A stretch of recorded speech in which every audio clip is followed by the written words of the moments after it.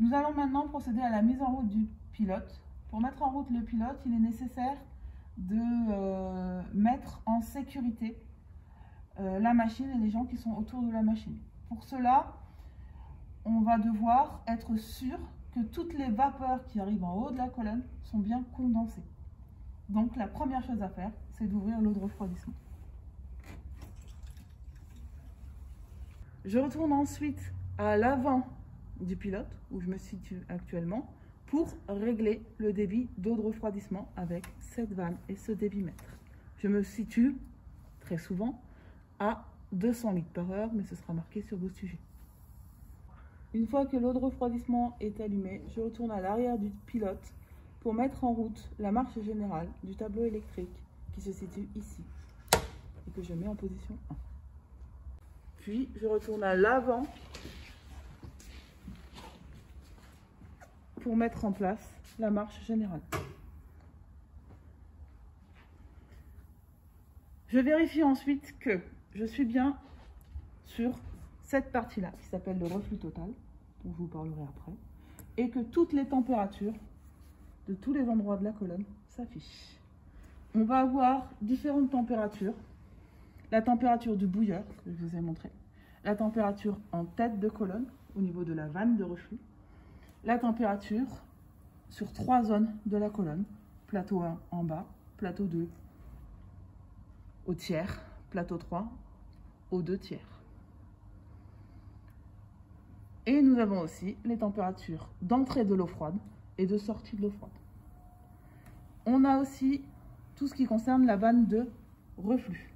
On peut régler ici, lors du cycle, le taux de reflux avec le temps de reflux ici, le temps de soutirage ici.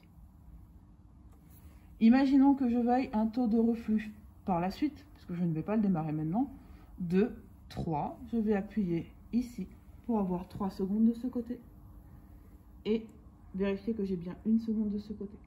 Le taux de reflux étant le temps de reflux divisé par le temps de soutirage, 3 divisé par 1, ça donne un taux de reflux de 3. Voilà pour la mise en route. Reste à charger le bouilleur.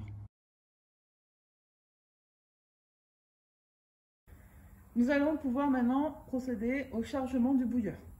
Mais avant cela, il faut toujours vérifier que celui-ci ainsi que les autres bacs présents sur la machine sont bien vides. Donc j'ai un bécher à anse, je vais ouvrir cette vanne pour laisser s'écouler le liquide.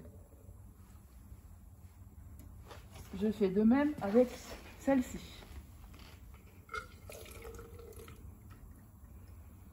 Attention, je ne peux vidanger que par les vannes qui sont suivies d'un flexible en plastique.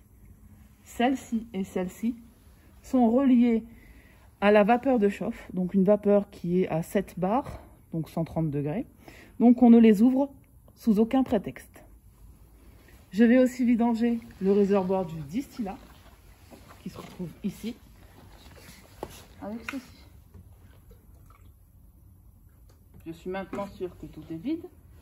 Je vais pouvoir procéder au chargement. Je me munis de mon mélange et d'un entonnoir. J'ouvre ici. Je positionne l'entonnoir. Et je récupère mon mélange pour le charger.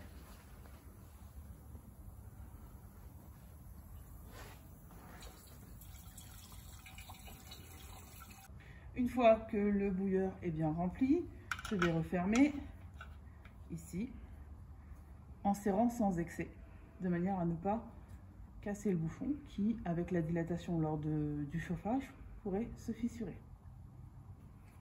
Et je vais procéder à la mise en route de la chauffe.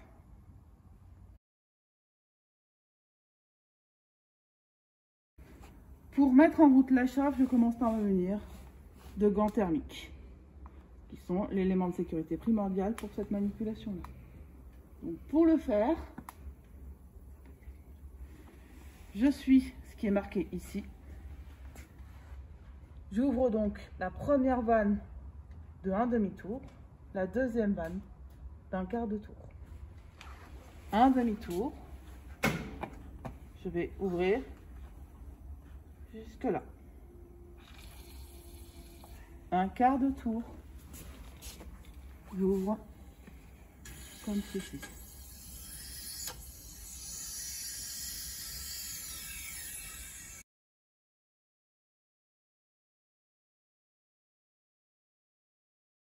Les vapeurs arrivent dans ce dispositif-là, qui s'appelle un purgeur. Il est là pour piéger les vapeurs et ne laisser passer que les condensats. Donc les condensats sont à l'état liquide. Ils vont ensuite passer à travers ce tube-là, qui est un réfrigérant, qui permet de refroidir le liquide, avant de l'introduire ici à l'égout.